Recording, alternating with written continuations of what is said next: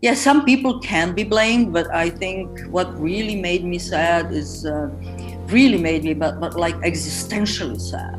I haven't had this in ages. Never, I think, never, because when you have a war, more or less whom to blame. You know what's going on. You can find what's going on, and it's not a big surprise.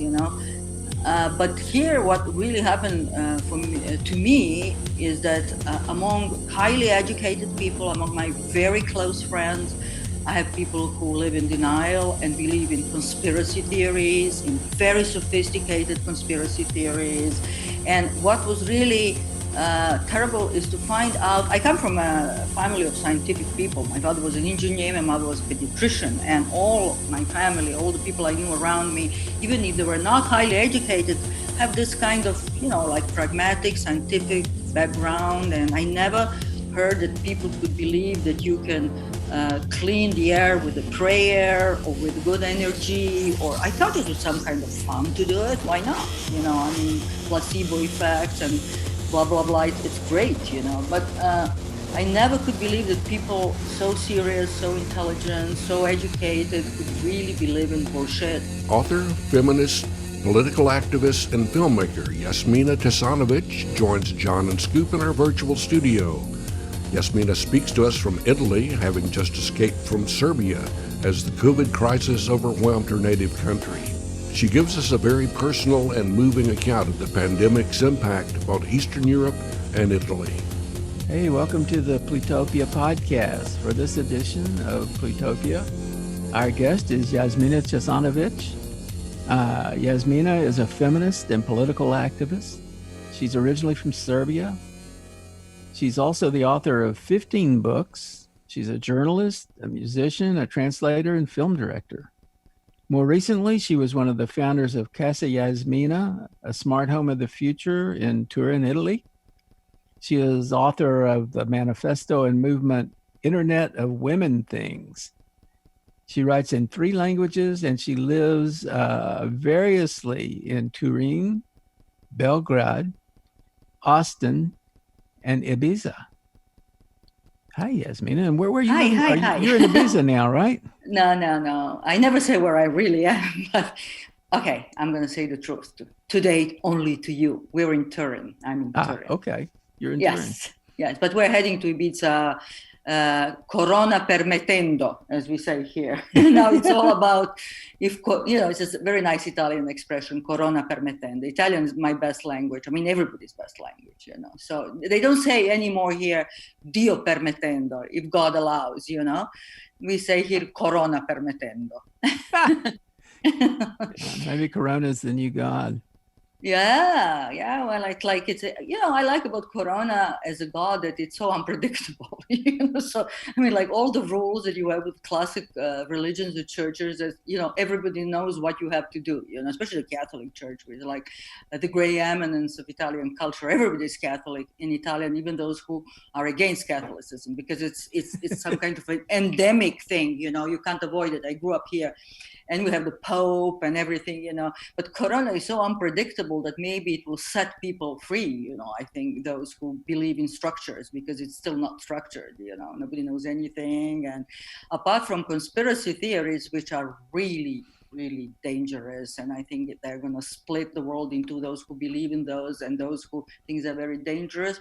But all the other scientific theories which contradict each other, and we have very lively seen like in Europe, about people speaking, scientists, not people too, but scientists, of what's really going on, what you should do, what you shouldn't do, on how you behave, how you don't behave. And I'm like thinking, since we came just from Serbia like 10 days ago, and we were there in a lockdown, in a brutal lockdown, like a dictatorship, Chinese type, it was like totally, nobody could get out, and it was like a martial law. Well, did you get stuck in Belgrade, or was it? We got stuck.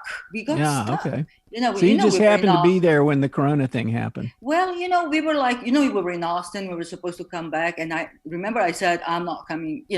it's going to be canceled, South by Southwest. And then we were in Norway. There were like 9 cases in Norway, And from Norway, they canceled South by Southwest. And I was looking at the map saying, should we go to Torino? Which at that point, Italy was like, focolaio. It was terrible, People were dropping dead everywhere, And then we had Ibiza. And I was like, if we go to Ibiza and get isolated on an island without health insurance, which was wrong because they gave all the foreigners, especially Americans, they had free health care. And then I said, well, Belgrade, Serbia, we have a flat, we have friends, we have health insurance, the best. So we got there. And the moment we got there, they locked us down. That was, I expected severe measures, but I didn't expect it to be so brutal. I mean, people over 65 couldn't go out at all. You know what it means, at all. So what did they do if they caught you out walking around? Okay, so you had you had the police patrolling all the time. They could fine you and they could expel you if you were a foreigner. I'm not a foreigner. Bruce is a foreigner.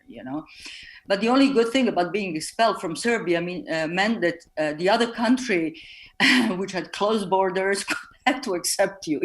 So there was a moment when I said maybe the best thing to get out of Serbia is to get expelled by Serbia by breaking some rules. And this is a very classic method that works during the wars. Because I did a book on refugees during the wars. But refugees are very often they're invisible and nobody knows that they exist. They're without documents and this that. They come from mixed marriages, from territories that are occupied. So it's a mayhem.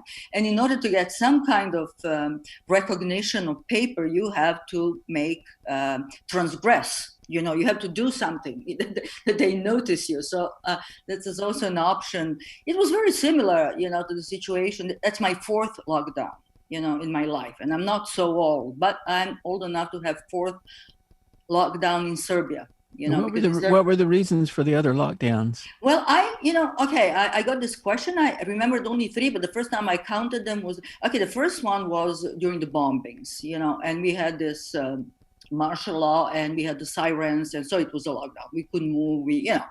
The second one was when our Premier Đinđić was killed. And we had one good guy who was after Milosevic was ousted, and he really ousted him properly, and then he was killed. He was in power a couple of years, and when he was killed, his government shut us down. They tried to catch the killers, and it was kind of a good lockdown.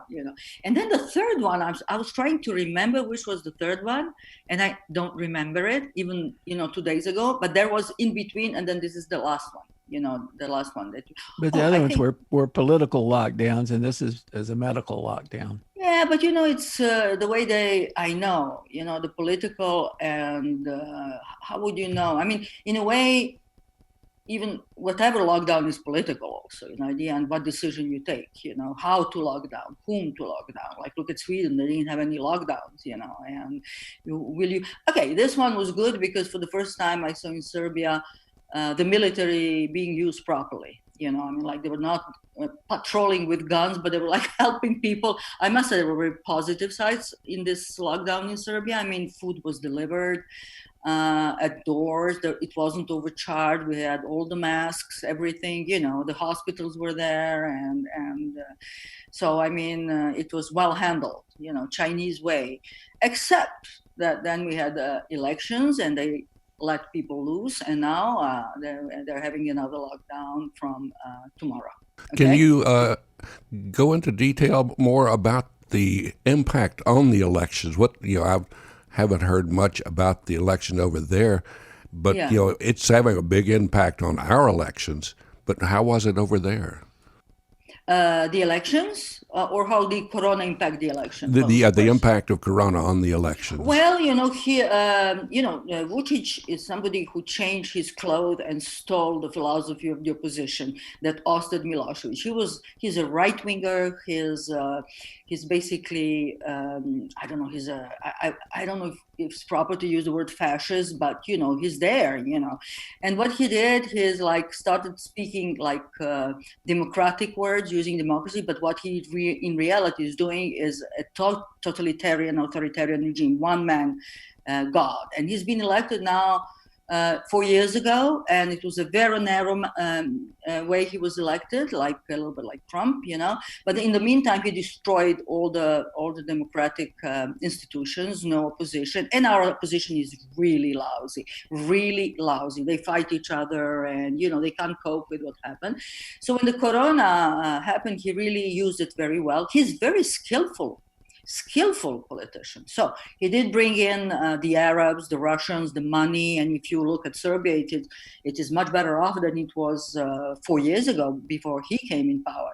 It's like much better off from outside, And when the corona menace happened, what he did was he organized pretty well the thing, lied a lot about the numbers, and brought in the Chinese like the first day. They came in, in airplanes, and they organized us very well. They had field hospitals and the masks, everything. And so he came out as a hero. He addressed people every day, like speaking to the people, to Serbia. He has this, I don't know, when you look at him, it's as if he's a lunatic or a very emotional man. And I don't think he's either of that. It's like, but he has something that, I would say that it can appeal to very it can appeal to some very low-key populist way, which most of the people in Serbia are like that. They like that,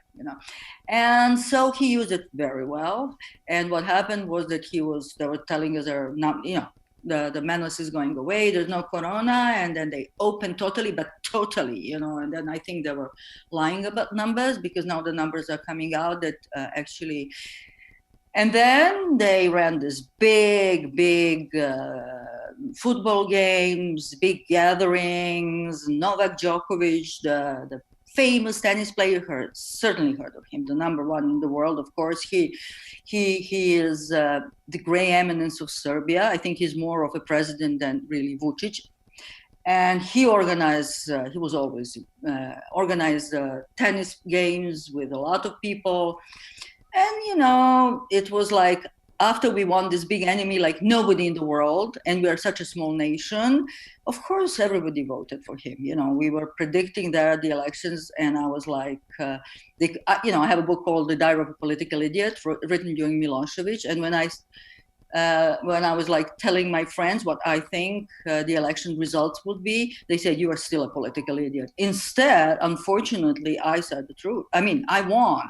I only wish it wasn't like that, but yes, it was like that. So he really knew how to use it. And as we all knew, like the elections were on the 21st of June, we knew that things were going to get hairy immediately after the 21st, and they did. And then all of a sudden, it's just hearsay. We heard from people that the hospitals are again full, that people are, really sick. And at that point, the borders are still closed. And at that point, we just managed to get out on the first plane flying all through Europe, and hoping that we can manage to reach Italy, because we have residents in Italy, and we did. And that was like the last call, really, because then afterwards, it was just declared a state of emergency. Yeah. We escaped the emergency, but it was a difficult decision to make, because we had to, we risked by doing this what we did. We risked by flying, not only getting sick, but also not staying in quarantine like in wherever, like in Switzerland or in some airport. We didn't know what we'll have, especially, the combination of a Serb, Italian, and an American.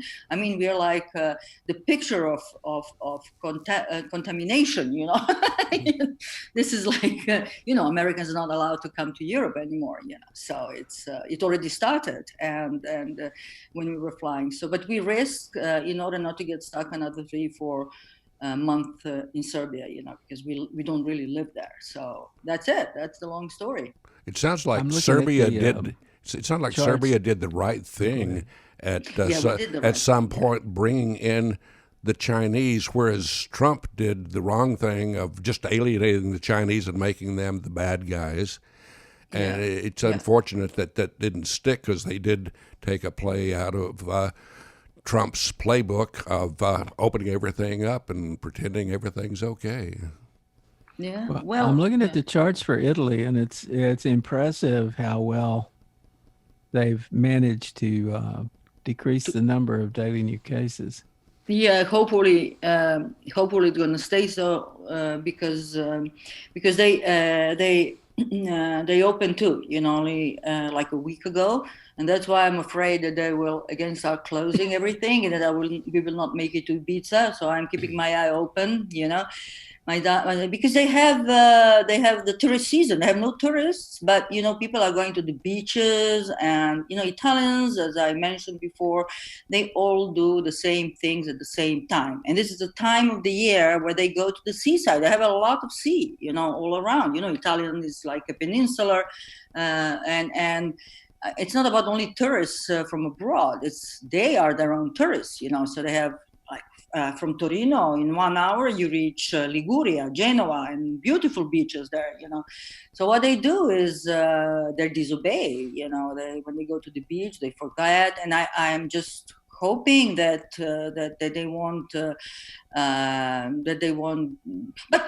that things won't happen again. But I think that as opposed to Serbia, where there were not so many dead people, notwithstanding the fact that they were lying.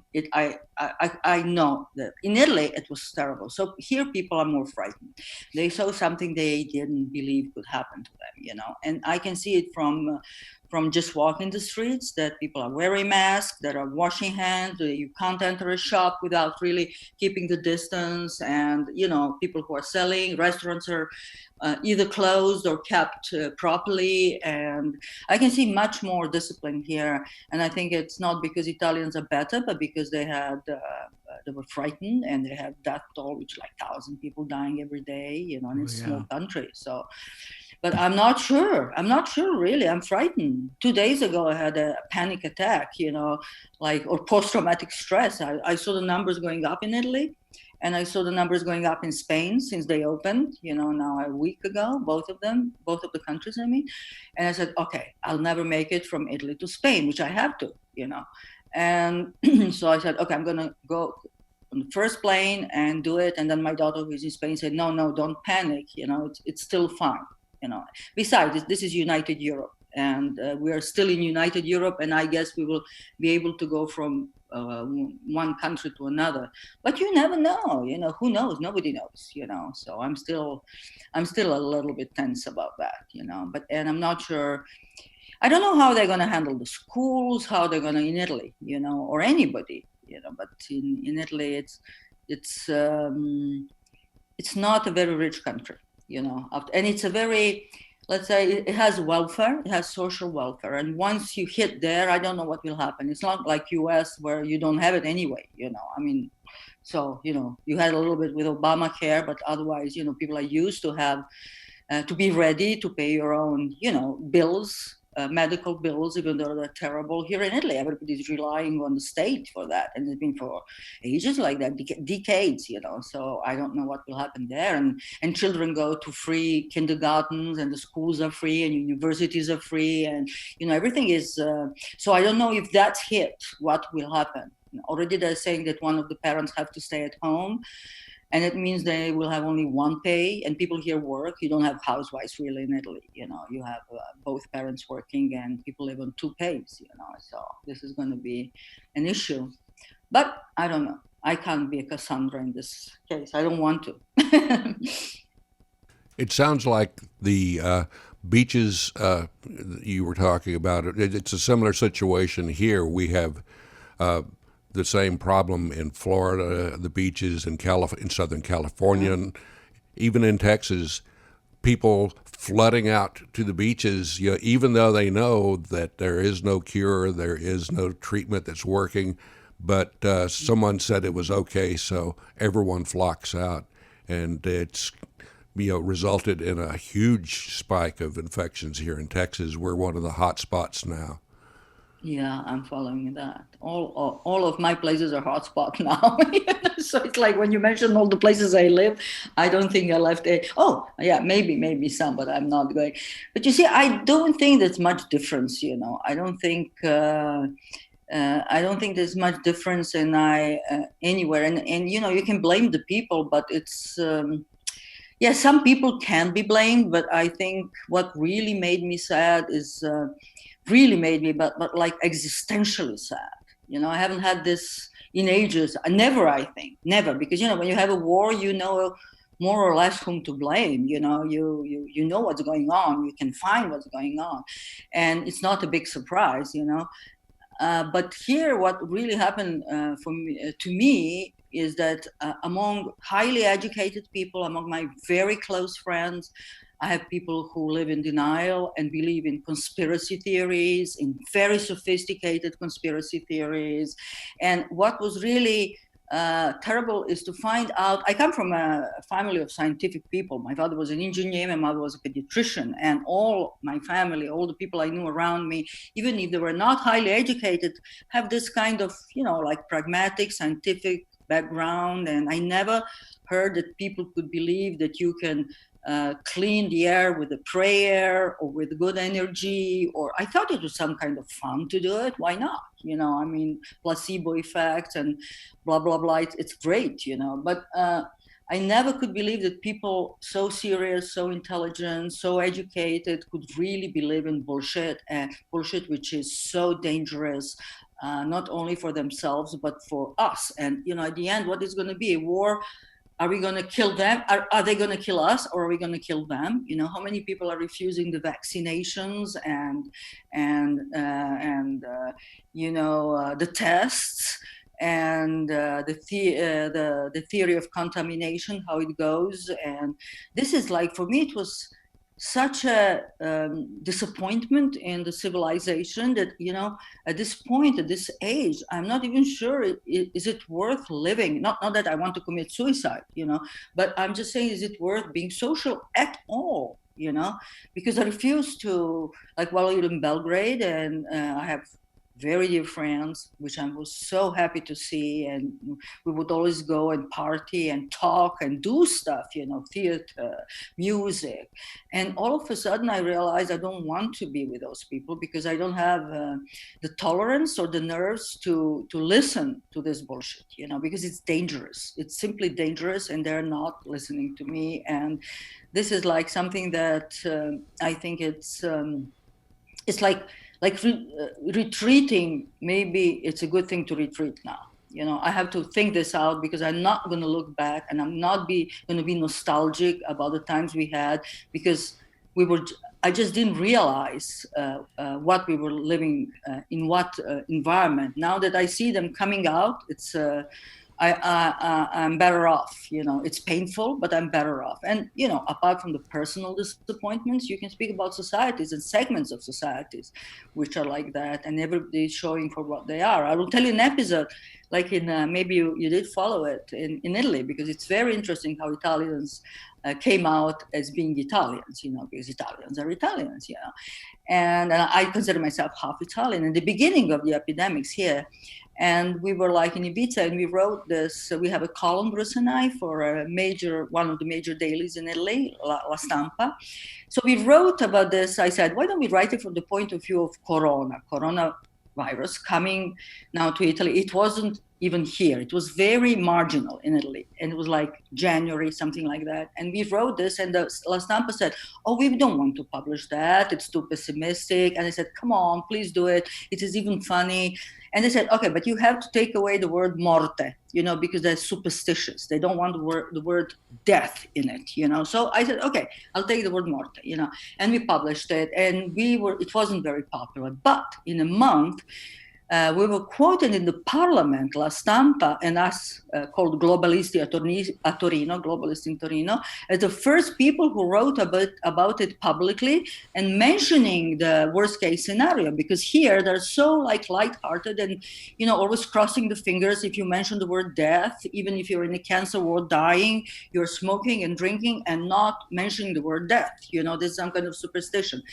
And we mentioned in our text this zero patient in Italy. We were imagining him, and we said all of a sudden Corona was speaking in the first person. Corona said, and I will make famous some people who are not famous at all, because they will be very famous as first patients of an unknown sickness and blah, blah, blah, and so on, you know. And the zero patient in Italy is now, listen, he's like 80 years old, and he's some guy who's just a physical worker of the fields, a field worker, you know. He worked like, you know, he's like agricultural worker. And he was famous as a very, very good-natured guy who was always in the morning in his bar, in his little village near Bergamo, you know, where the thing exploded, where they were taking people in barrels, you know, instead of in the hospital. And so this guy, he would go to the bar and he would take his prosecco in the morning, a little coffee with a little grappa and so on. But, you know, very nice guy, always laughing, always telling jokes, but nobody, you know. And I mean, not famous, you know. And then he got infected and they said, okay, you have to go to the hospital. They put him in isolation and he ran away because he always goes to dance every Saturday night.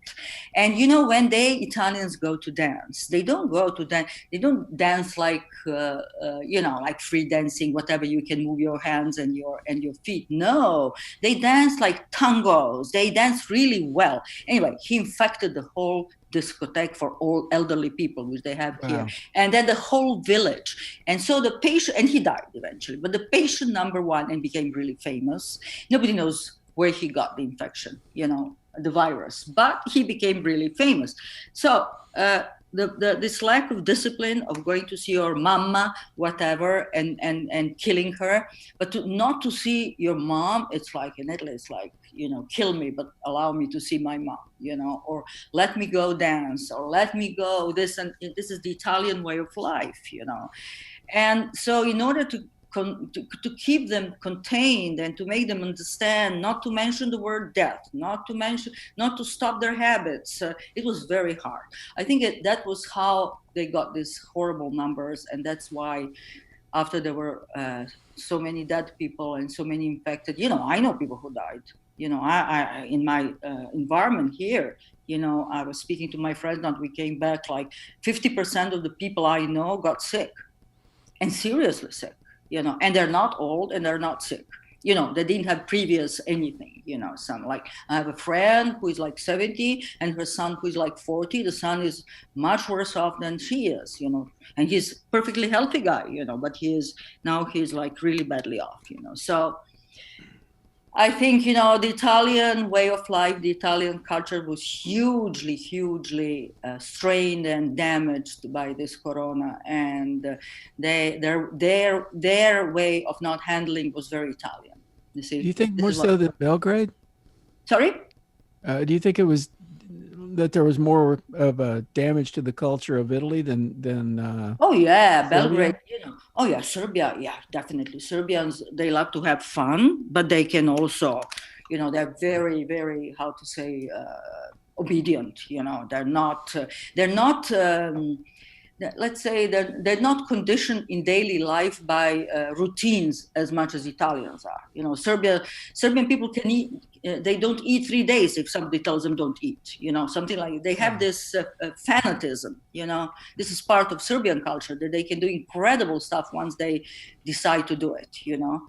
And they're not so, you know, Serbians, the vanity of Serbian phrase is, we are heavenly people. You know, like, because they don't live for the life on earth, they live for life somewhere else, you know, to be proper with the rules of heaven, you know. And instead, Italians, even though they have Pope, they live by the rules of, you know, everyday goderecho, as they say here, nice life, la vita è bella, you know, dolce far niente, that kind of stuff, more pleasures, you know. So yes, definitely, it hurt much more the Italian, I would say, soul, you know, than the Serbia. The Serbians were hit because in economy, in comfort, but I think they took it much better than here.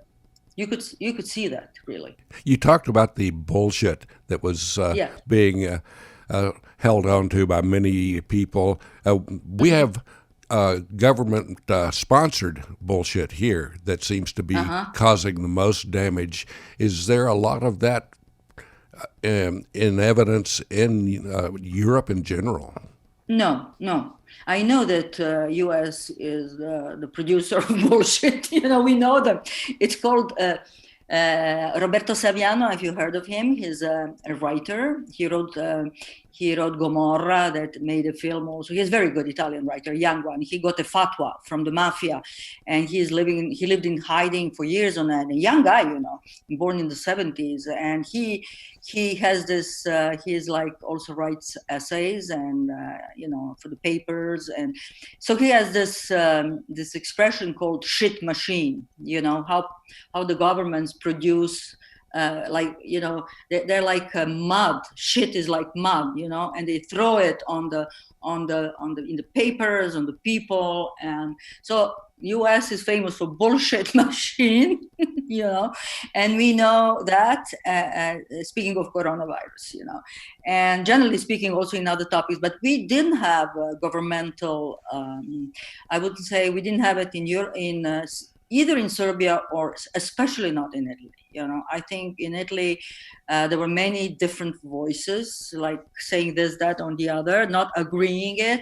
But I think the effort was there to try to figure out what's going on. And also, if you heard this vaccination that is being now trialed, and it's an Oxford thing, but it started by Italians, really.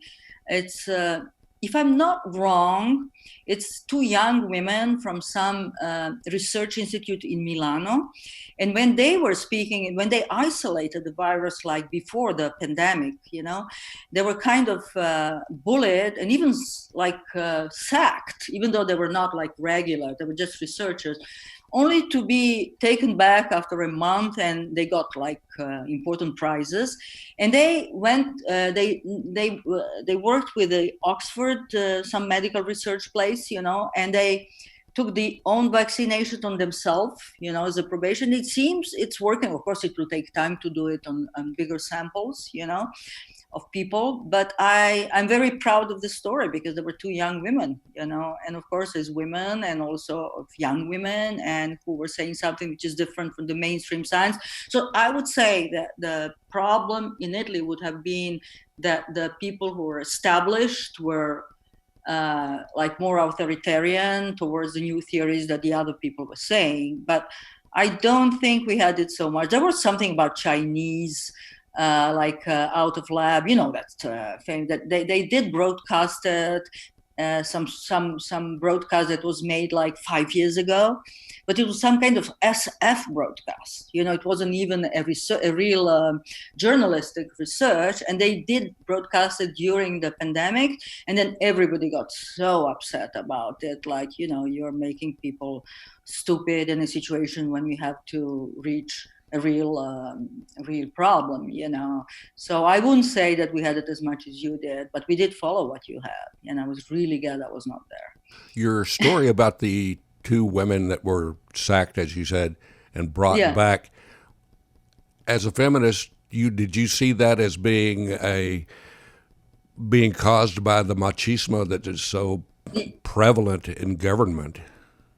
I think it was, I think this government we have is a very nice government. It's mostly man government, but Conte is like a guy who was elected by chance. I mean, he was elected, it was a thing, they couldn't get, he doesn't have a party, behind him. And they couldn't get along between parties, they're fighting as usual. So they picked this guy who's innocuous, he's like a nice guy, a knowledgeable guy.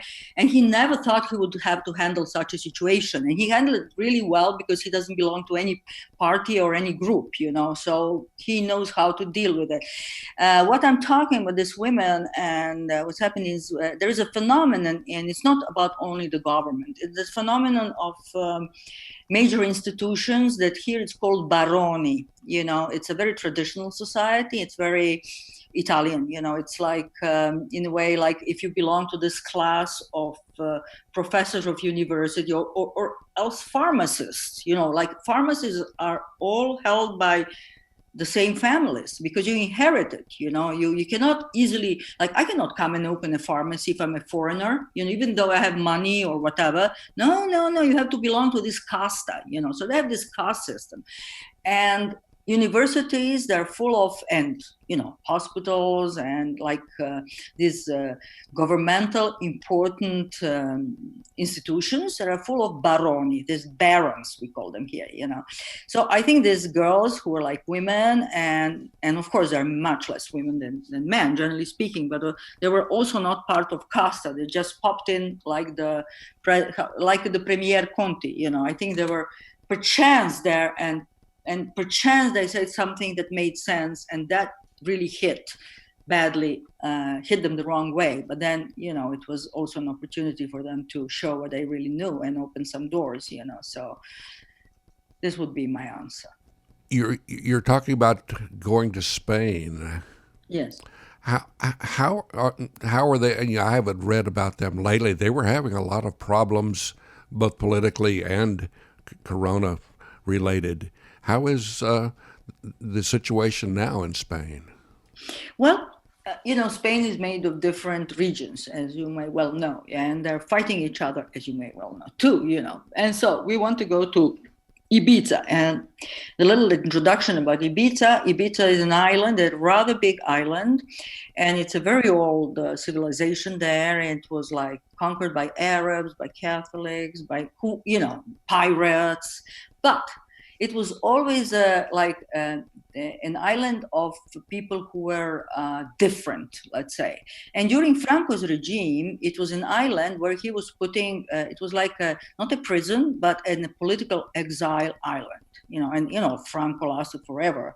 So he was basically exiling there the political people who were not politically correct, dangerous, or gays and lesbians, and also people from Francoist regimes who were behaving badly, meaning druggies or whatever they were, or like people of rich children who were like doing stuff that was not good for the public image of the regime. So you can imagine how Ibiza has this very different, and then in the 60s the hippies came, and then only recently it became like the sex, drugs, and rock and roll island with big techno parties and rich people coming, but also very poor people coming, because it's huge and you can survive. You can see like Paul McCartney coming incognito, and then also you can see people who come like on the boat, sleep on the beach, and they're not even begging, they're just how to say, chilling, I don't even know what the word is, but it has this atmosphere. So it's quite different. It has its own government, and it's Catalonia, but it's close to Valencia, and they have this splendid isolation ideology, history, So my hope is to get there because they're isolated and get a direct flight. Otherwise, Spain is now having a lockdown in some parts of Catalonia, again, because of the big numbers. I think they had again, but they're keeping it like very locally now because they need the season, the tourist season, But Barcelona, the numbers are high.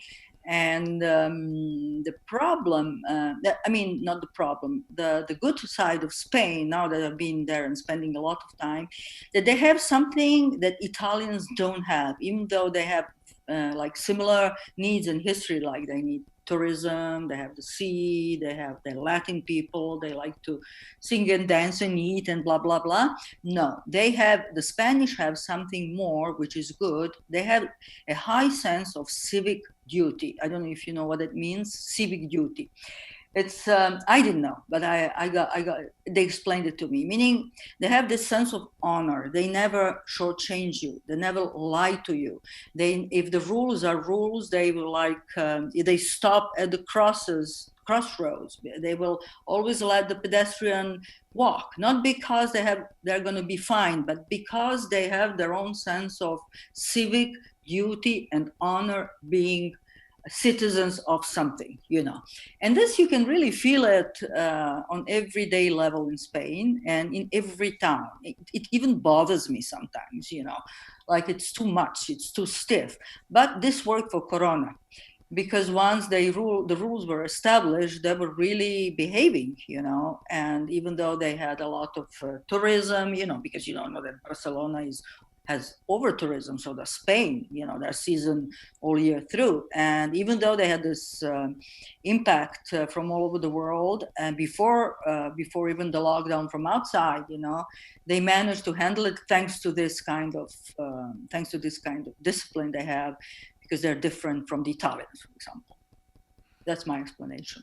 They're a little bit like Germans, without being Germans. Just looking at charts, which I've been doing here, it looks like Catalonia may be doing a little bit worse than Spain as a whole. Well, before it was not Catalonia, it was Madrid, which was the worst. But now it's Catalonia, because Catalonia has the seaside, and the people are going now. They opened the borders on the 21st. They opened on 21st. They were city locked. They didn't have this general lock like we had in Serbia. There were only cities. You could move from one city to another, even from one municipality to another, you see.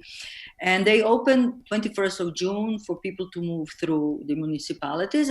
And on July 1st, they opened to everybody. So now we're going to see what's going to happen, when they have some kind, I'm not sure how it works, but I was reading about it, but nobody can give you the right info, like health, some kind of health passport, that once you land there, for Ibiza, sure, that once you land there, they give you some kind of tracking system, those apps, but they're different from the ones that the Italians have. And you're supposed to, it's not a quarantine, but you're supposed to, but I'm not sure how it works. So I'm not going to speak about it now in order not to say something wrong, but I know they're working on that.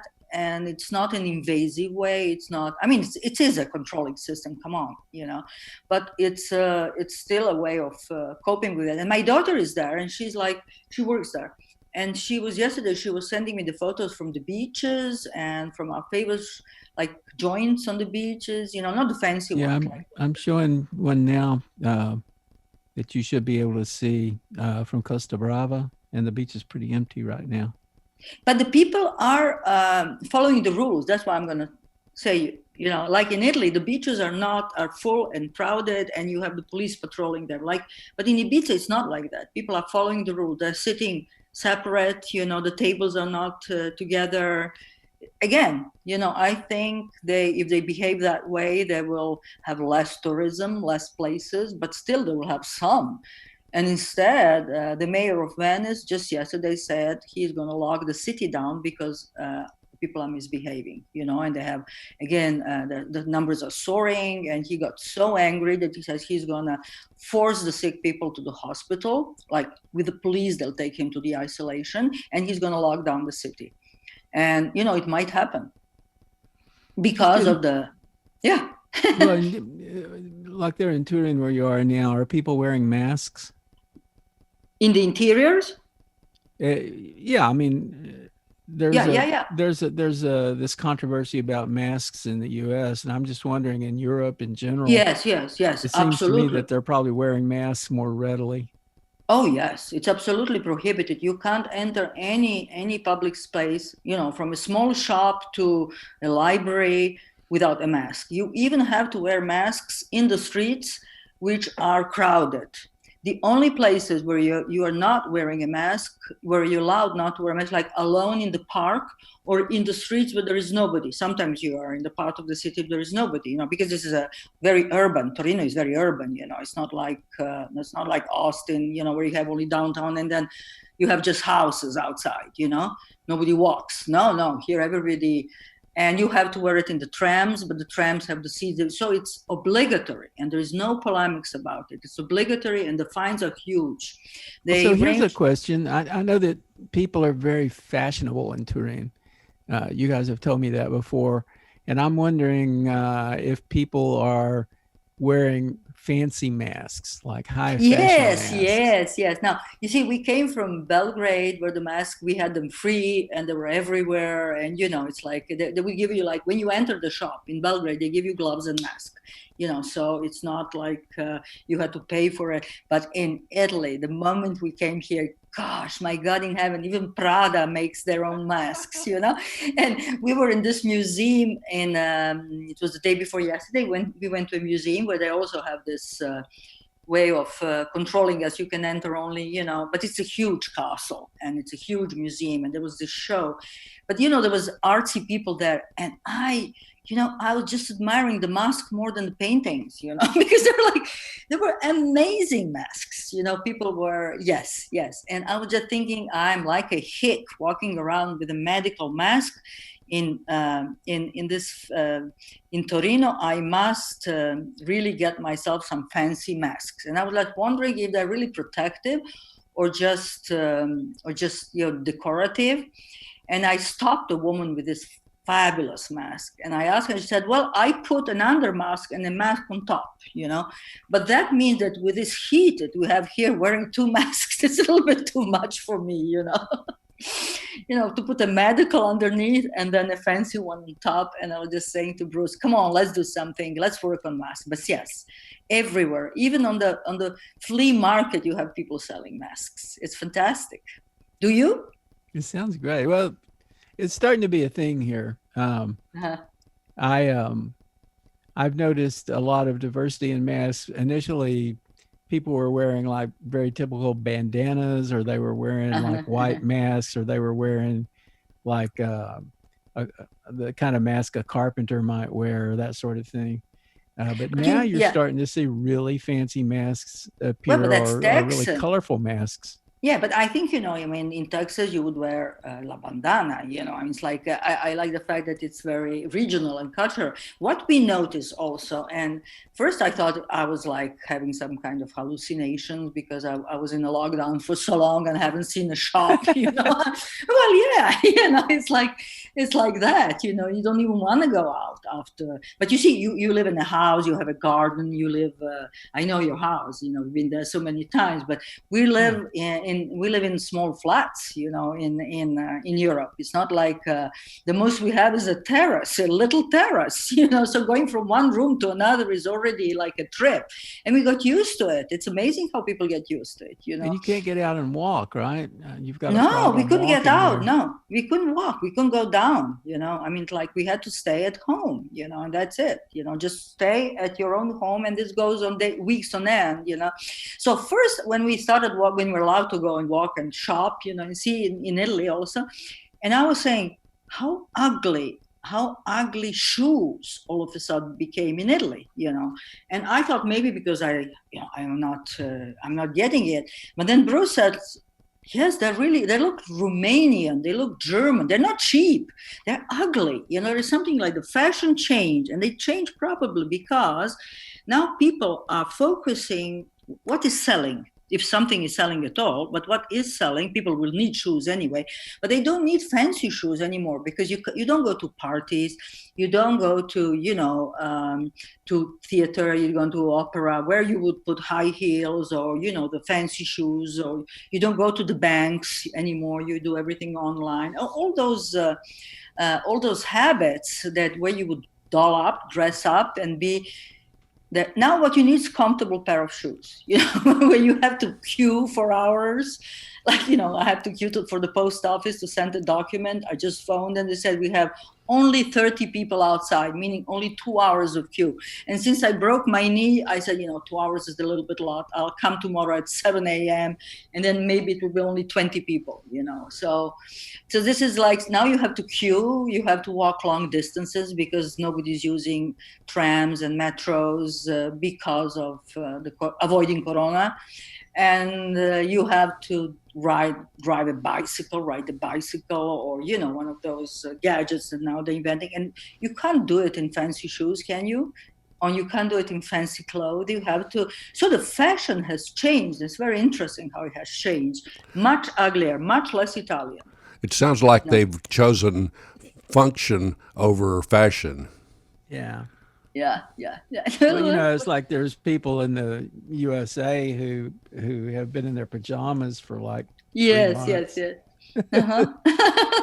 Well, I'm one of those. Not speaking of myself, of course. I remember that thing from other lockdowns that I had, and I remember that one of the points of not losing it in this thing that goes on forever and you don't know when it's going to end is like to wake up every morning as if you had to go to work, to wash, to put makeup on, to dress. It's one of the ways, especially if you have children, because in the other lockdowns I had children, small children. And if you don't do that kind of, to eat properly at the proper time of the days. So when now Bruce and I were alone, we didn't have children, but at least we had each other, which is much better than people who were alone. But what we did was like, we tried to do that, more rituals than ever. We had a date. We would meet in the living room every day at 6 and watch a movie, and discuss a movie. And I think that is, dress, not be in pajamas, and cut our hairs and, really even more so, because this is very important. It's like in a prison, the people who get out of those habits, they get really depressed, and people and I knew it from other lockdowns, that you have to even to fake it. I remember like during the lockdown we had during the sanctions. Oh yeah, one was bombing and the other was sanctions. Sorry. We were like during the sanctions, we were in the mountains and I was there with 3 small kids and there was nothing to buy. Food. I mean, we had like peasants coming up to our house. We had a mountain house there and the shops were closed and empty because of the sanctions. But the peasants would come and they would just sell us what they had, meaning milk, eggs, and a little bit of cream and nothing else, So the kids were bored eating everyday milk, how kids are.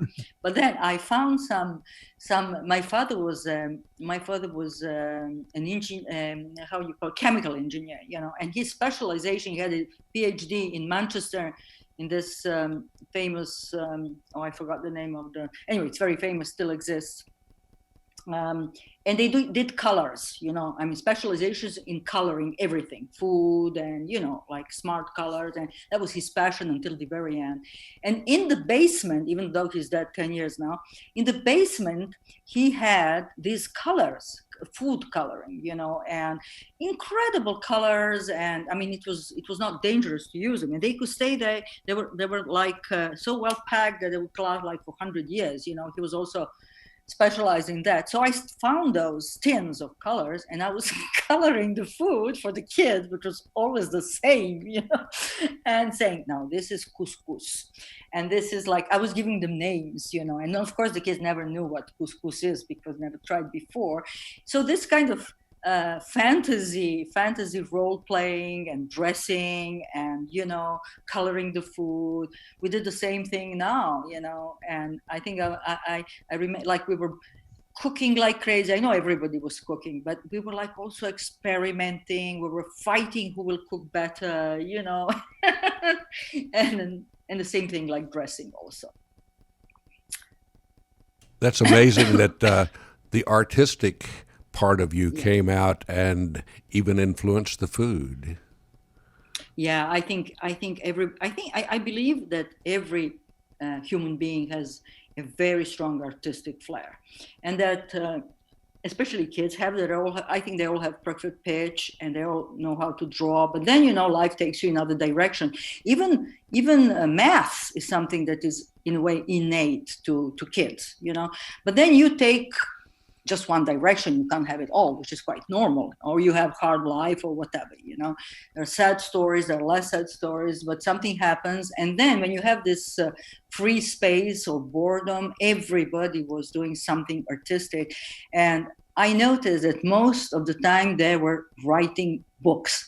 I didn't write anything because I was so, I keep repeating it. It was so interesting to follow what was going on in the world with this pandemic. I mean, it's in a way we are like fortunate that we lived through a pandemic. We only read about it, we researched about it. Imagine like Bruce, who wrote about pandemics all his life and now he's living it.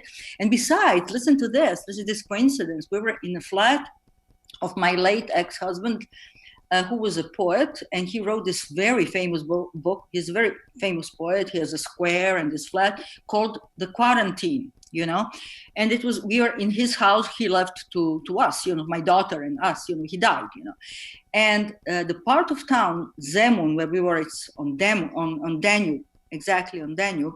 It was a quarantine for years on end between the Austro-Hungarian Empire and the Turkish Empire, meaning you had to, in order to cross the Danube, you crossed from one empire to another, huge empires, you know. It is also a place where Suleiman the Great died in this quarantine, you know.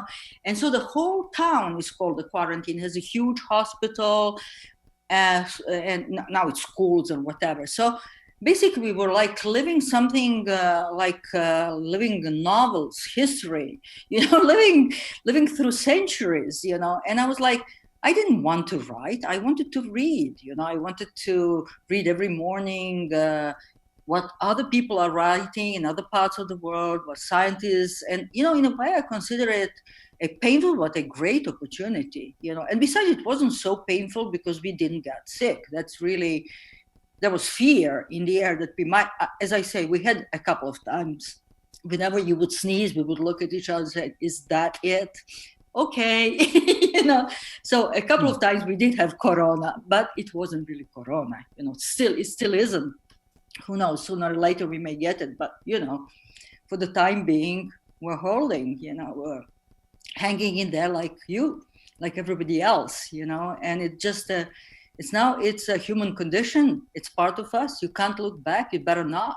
Don't be. And nobody really knows where this is going, do they? No, we can't get nostalgic, and we shouldn't be weak about it. We should just face the music and think about, you know, I will have my first grandchild is coming in 2 months, you know, and our first grandchild, and she'll be born Frida. She has a name, and Frida will be born into this world as a corona baby, you know. I mean, she's going to live with it. She's going to be born it, you know.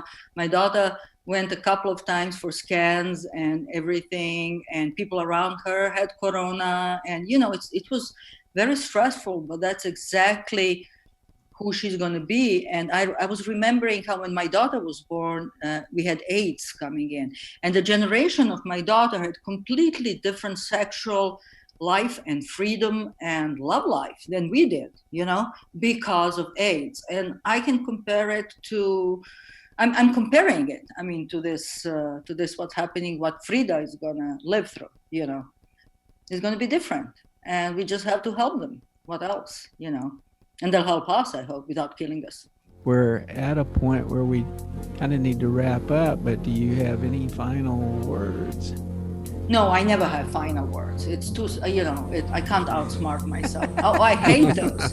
I hate the endings. I write letters without endings, and I don't even have a beginnings. I always say, like, I will speak second. You know, it's really tiresome to have the openings and the closing. So let's just cut it as it is, okay? Okay.